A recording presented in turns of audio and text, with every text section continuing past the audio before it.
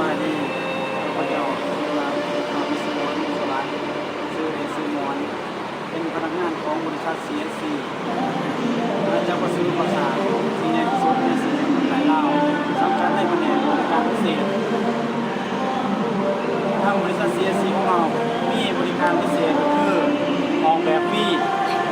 ว่าถ้าซื้อสินค้าในบริษัทของเรา95%เราจะมีบริการออกแบบฟรีท่านสามารถติดต่อสอบถามหรือว่าปรึกษาหารือเรื่องเกี่ยวกับการออกแบบ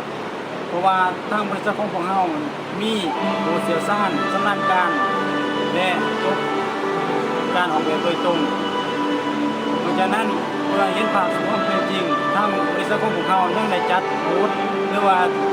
มีห้องแบบห้องน้ำออกแบบพิเศษเพื่อให้ลูกค้าเข้ามาเลือกซื้อเลือกส้มโดยเฉพาะในนั้นเมื่อทางเข้ามาแล้วยังจะมีพนักงานให้คำแนะนำให้คำปรึกษาในคำนวณเกี่ยวกับการออกแบบไม่ว่าจะเป็นโครงการสร้างบ้านห้องน้ำห้องนอนห้องครัวเป็นต้นทั้งพวกเขาก็จะได้นำผ้าในอธิบายโอ้ตรงว่าถ้าจะปวดหัวคิดในเรื่องค่าใช้จ่ายอย่างต่างๆเรื่องแต่ท่านเขามาเท่านั้นจะมีพนักงานแนะนำว่าจะใส่วัสดุในอะไรอุปกรณ์ในอะไรเพราะว่าในบริษัทของเรามีอุปกรณ์ครบทุกอย่างและเป็นของที่ได้มาตรฐานที่ทางการออกแบบนั้นก็ได้รับการยอดรับจากทุกภาคส่วนเพราะว่าบริษัทของเรานั้นจะเปิดให้บริการทุกวันนั่นพวกเขาขอเชิญชวนให้ประธานการเข้ามา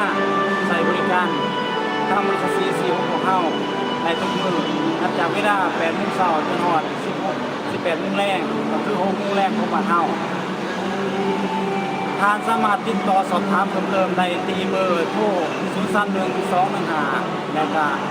500หรือว่าเบอร์ส่วนตัวของพนักงานที่เชี่ยวชาญเกี่ยวกับการออกแบบโดยตรงคือ 020-2926-774 เพราะว่าพวกเฮาคือครอบครัว CSC พวกมาครบครันทุกปีสบาย